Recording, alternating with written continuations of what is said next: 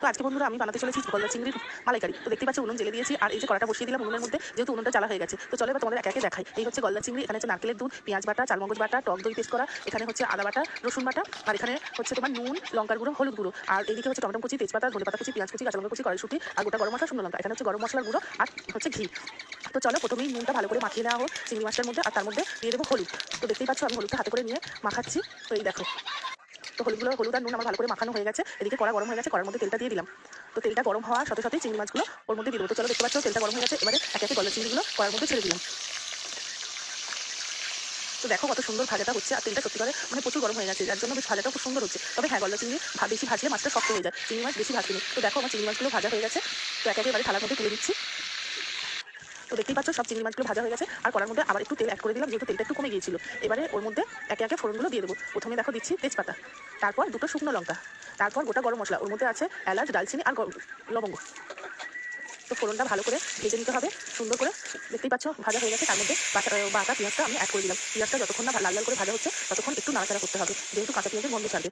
তার মধ্যে দেখো এবারে দিয়ে দিচ্ছি আদা বাটা আর রসুন বাটা, কারণ পেঁয়াজটা আমাদের ভালো করে ভাজা হয়ে গেছে। এবারে আদা রসুন বাটাটা দিয়ে এটাও একটু ভালো করে নাড়তে হবে, কারণ আদা রসুনের গন্ধটা যতক্ষণ না মানে কাঁচা গন্ধটা যাচ্ছে ততক্ষণ একটু ভালো করে নাড়াচাড়া করে ভাজতে হবে, তাহলে একটা গন্ধটাও থাকে আদা রসুনে, ভালো লাগবে না।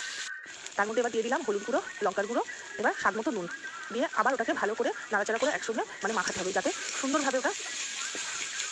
এতে কিন্তু কোনো রকম আমি জল ব্যবহার করছি না, তোমরা দেখতেই পাচ্ছ কোনো রকম আমি জল ব্যবহার করছি না। তো দেখো কি সুন্দর বেশ লাল লাল মতো হয়ে গেল। এবার দিয়ে দিচ্ছি চালমগজ বাটাটা, এবার ভালো করে চালমগজ বাটাটা দিয়ে নাড়াচাড়া করে নিচ্ছি। দেখো কত সুন্দর কালার একটা চলে আসছে। ওটা আবার তেল ছাড়লে তার মধ্যে আবার টক দইটা দেবো, যেহেতু একটু না শুকনো শুকনো হলে দেখো এইরকম হবে।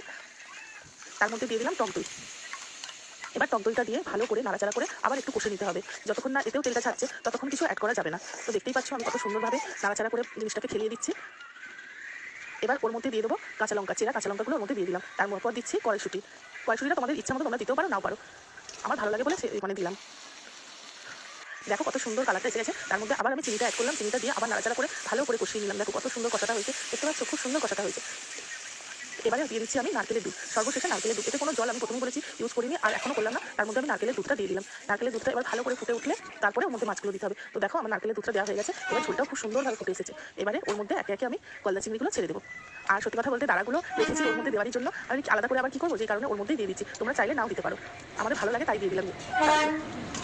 তো দেখো কত সুন্দর কালারটা এসেছে, এখনও হবে একটু, কিন্তু তার আগেই দেখো কত সুন্দর জিনিসটা মানে হয়েছে।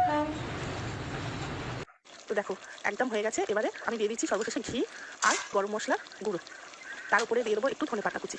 জিনিসটা দেখতেও ভালো হবে আর সুস্বাদু হবে। তোমরা ঠিক এইভাবে বানিয়ে দেখো, খুব ভালো লাগবে। আর কিছু গরম ভাবে লাগবেই না, খুব সুন্দর মানে খেতে হবে। তো দেখতেই পাচ্ছ আমার চিংড়ি মাছের মালাইকারি পুরো কমপ্লিট হয়ে গেছে, কত সুন্দর হয়েছে দেখো বন্ধুরা। দেখাচ্ছি সর্বশেষে দেখো কত সুন্দর লাগছে, গরম গরম ভাতেতে খুব ভালো লাগবে। সবাই এইভাবে বানিয়ে খেয়ে দেখো, আর সত্যি কথা বলতে চ্যানেলটাকে একটু সাবস্ক্রাইব করে দিও।